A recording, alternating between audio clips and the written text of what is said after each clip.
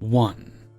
I work in an awards, trophy, and gift shop, and most of our business comes from engraving items and awards. The only people that work there are me and my boss who owns the place. I do all the engraving with our laser machine, and sometimes help run the shop if my boss needs to go out of town. My boss had left the shop for 2 weeks because she had some family visiting at home, and I was running the shop. And now for my new favorite customer to come in. One fine Tuesday, this guy comes to the shop with an engraving order. I got the details, and essentially, this guy owned a funeral-type business and needed a small tag engraved with a name and dates. The whole time the guy is in my shop, he is acting a bit odd. Example, staring at another guy who was waiting to be helped and talking about how my predecessor was something. My predecessor is actually a very nice guy, thank you. And walking into the neighboring business after he left just to eat their free candy. After the whole transaction was complete, I told the guy that he could pay when he picked it up, and that I could have the order done either this week or in the first half of next week, due to us having other orders. The guy left without so much as a farewell. Now, I had talked to my boss about the order because she briefly came in the next day to handle a couple things and noticed the order. Apparently this guy comes in every few months with these orders and always gives trouble, and is a bit of an oddball, so of course she warned me about him.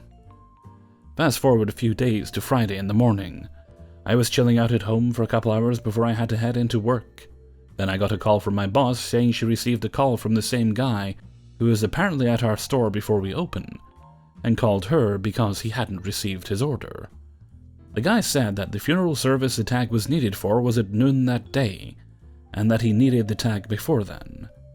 My boss just wanted me to tell her where the file was for it and then proceeded to go into the shop and engrave the tag. The guy, understandably, hadn't waited around for my boss to come in and engrave the tag, and he said over the phone that he would be in when it was ready. Apparently, the guy also told my boss that I had said I could get the order done in 2 days. This is second-hand from my boss. I know I never said that because I never give an exact amount of days for me to complete an order if I don't need to, because I can't always tell how long every single order is going to take. My boss got the tag done, called him, and waited around until 11:30 for him to come pick up the tag. He didn't. So later on I came in, opened up the shop about 11:45 since the store was opening late while my boss was gone, and proceeded to have a very quiet day until about 3:45 to 4 p.m, when you know who comes in. The absolute first thing the guy tells me is that he's never doing business with us again. Okay, whatever, dude. And then asks how much the order is. While I'm entering the order into our register, the guy says, "I'm gonna sue you guys for damages," and follows it up with, "I told the family that they didn't get their tag because of you guys, so you'll be hearing from them too." The guy paid for the order and laughed, and I of course immediately ran to the back and busted my gut laughing. I felt obligated to call my boss because we had just been threatened with a lawsuit, but she laughed it off as well. I want you all to understand, if this guy would have needed the tag by Friday at noon, I would have gotten it done the day before, but he didn't.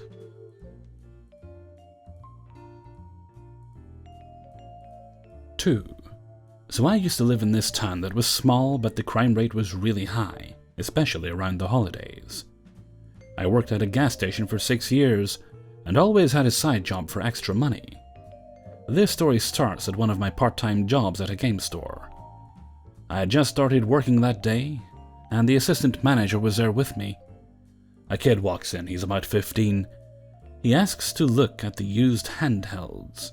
We point him in the direction and continue to do inventory checks and deal with customers. When the store was empty, he asked the assistant manager if he could look at one and make sure it works. Thinking nothing of it, he hands him the game system. We were both there watching him, helping him with questions.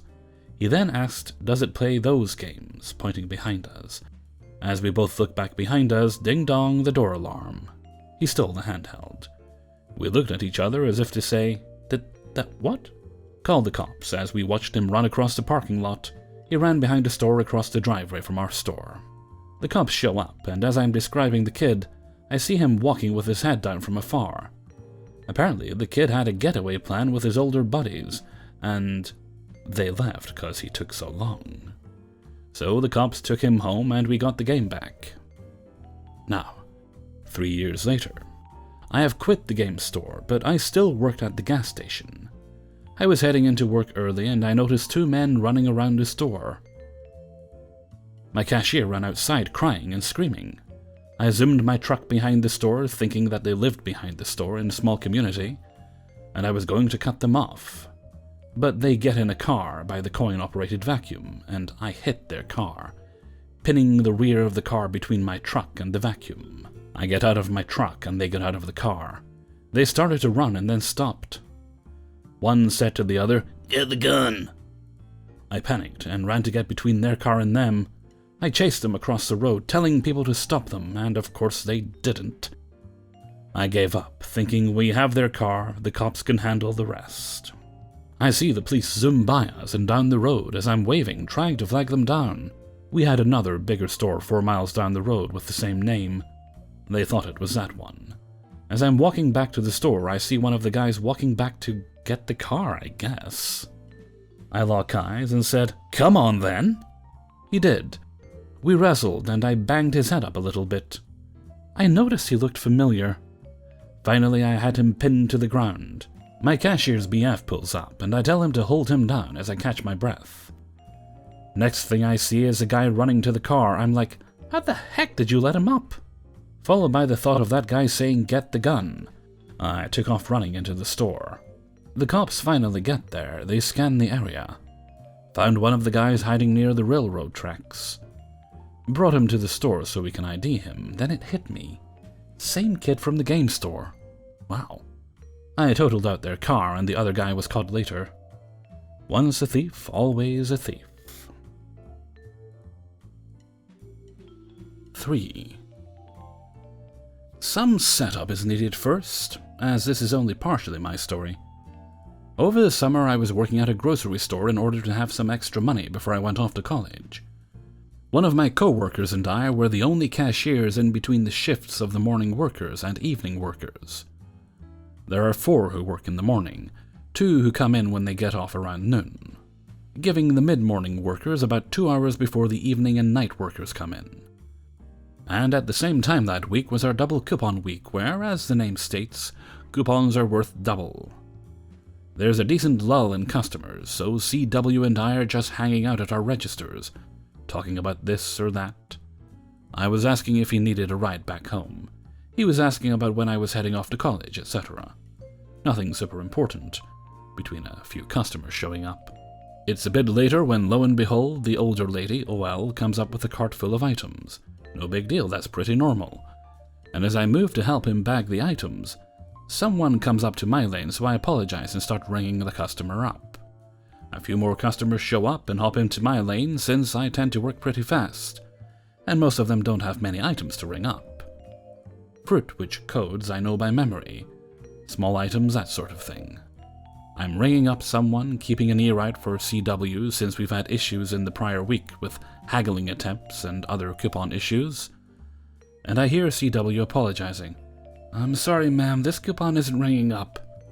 The system says it doesn't match the sale." "The coupon says the product is 50% off.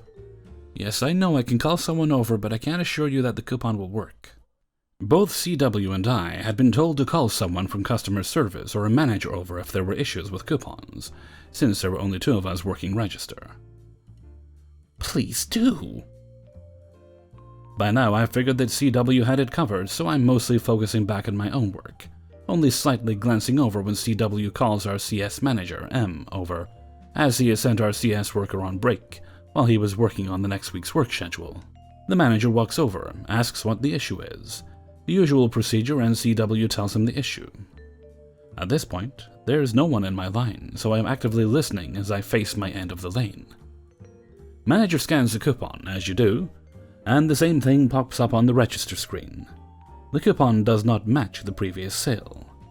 Manager reads the coupon slowly before he tells her the exact same thing that CW had told her. "Ma'am, we can't use this coupon for you today since you don't have the correct brand. You have the store brand, which is not covered by this coupon." "But I got the store brand." "Yes, but this coupon only covers the name brand." This goes on for a bit, and by a bit I mean a good 10 minutes, but eventually OL takes the coupon back in a huff and pays. Not really super climactic, as most people just give up when our managers show up and firmly tell them that there's nothing to be done, but still.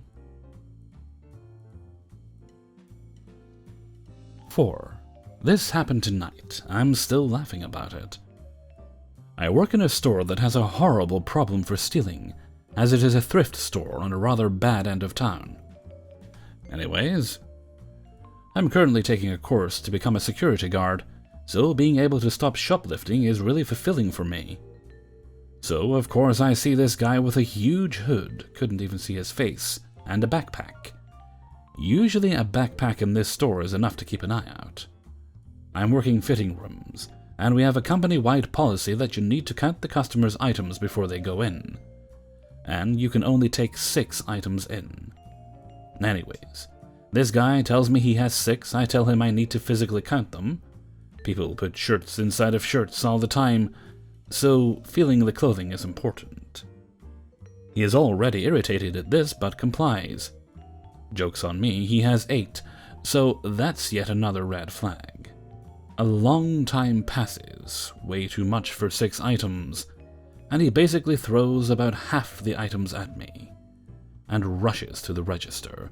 As I start putting the clothing on the rack, I see a low-end brand item tagged with a high price. A usual sign it has been tag swapped. Happens super often, people putting a $2 tag on something Nike, for example, so they don't have to pay $10. Also, our tags are designed so they can't be ripped off without destroying the tag, so you can tell it has been swapped pretty easily. Of course, all the items he gave me have ripped up tags that are not the price they should be. I get excited, show my manager, and she knows it makes me happy to call people out for this, so she lets me handle it. Poor girl at the register is brand new and has already finished scanning his items, so I ask her to stop for a second and plop the entire pile of clothes she threw at me in front of him.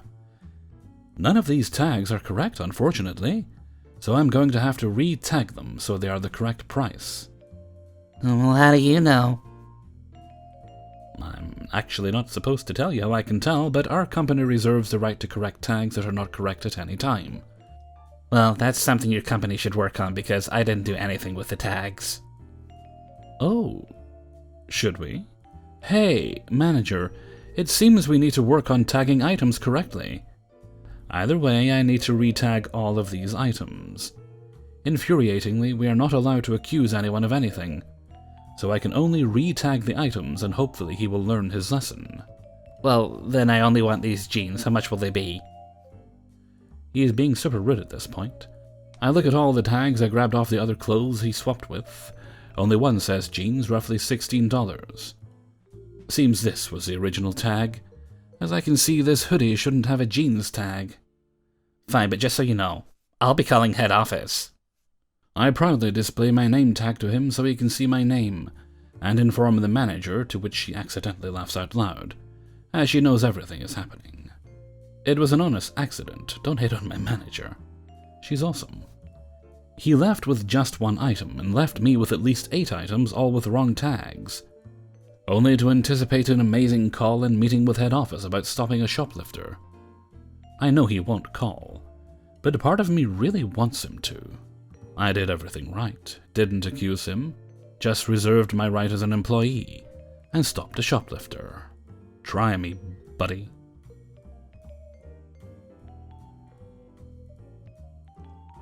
Five. Once upon a time, way back in the days of yore, I was a young lad seeking my first legitimate employment after high school. Seeing as I had only just recently turned 17, early graduate by 2 years, and lived in a rural area, a lot of options were close to me. Sure, I could work under the table like I always had before, but it was time to start working a real job. So I hopped in my hand-me-down vehicle, drove the 40 minutes into town, and started putting in job applications. One of the places I applied was an arcade. For those of you born after 1995, back in the age of the dinosaurs, we had these big, blocky cabinets in which you would find video games, skee-ball, games of skill and chance, which you could play for a fee and the cost of your soul on some occasion. an example of which can be seen in Season 2 of Stranger Things. I was hired at the arcade by a manager who was about to leave his role as manager to take a better paying job working in a parts manufacturing plant. Who had trained his replacement to take over for him. Cool. Except, right after he leaves, replacement gets arrested for simple possession. Ends up losing his job as well. No store manager. Area manager comes in, sees our staff as basically me, a young woman who consistently shows up late and does the bare minimum, and a stoner friend of our former replacement manager. After what happened with him, area manager decides he needs to replace the manager with someone else and bring us up to full staff. 6 or 7 people, basically. But in the interim, we'll fill in for the manager duties he can. But he needs someone to handle the daily manager duties because he can't be responsible for a bunch of different stores and corporate stuff. Long story short, I get a crash course in managerial training, with what I even knew was a laughable excuse for a pay raise and compensation. No real authority or position in exchange for a bunch of responsibility. Time passes. His first candidate to take over the store is a train wreck. He gets a replacement manager by promoting the fully trained assistant store manager, hereafter ASM of another store on the condition that they get a replacement. Cue my transfer. New store has a kick-ass manager. She promotes the younger sister of her former ASM to be her new ASM. Didn't bother me. The company had a policy against letting people under 18 take management roles, and I didn't want it anyway. After my experience, I was looking forward to less stress and responsibility. New store manager leaves the store when her husband, Air Force, gets transferred to a new duty station. ASM is now store manager. Doesn't get a new ASM. ASM dislikes me. I spend months working there. I sell a birthday party package, something the company wants us to do as much as possible, but that hadn't been done at that entire store in the time ASM had been working there. And apparently, no one but me, because we did it all the time at the other store, knew how to do. One morning before opening, I'm going through the opening procedures when ASM and area manager are there. Things come to a head.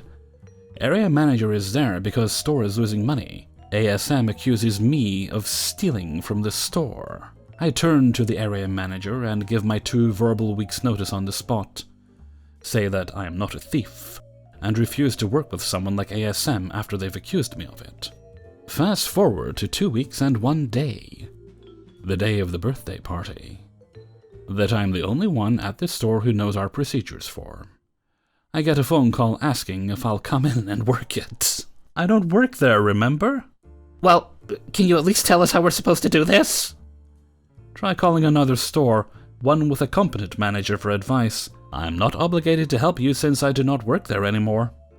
She started to raise her voice, but I hung up and didn't answer her call back. Hey everybody, Hellfreezer here, and thank you very much for listening to Adventures in Fast Food and Retail, number 64. And thank you very much to everybody who allowed me to use their stories in this video. And boo to the dogs who keep barking as I'm trying to record. I think they're mad at me recording on Saturday because I don't usually do that. I've decided I'm taking another week off, as I mentioned earlier. I'm doing a dry run for Christmas, and if all works out, extra week off. So far I'm running a little behind, but I think I'll be able to get everything done.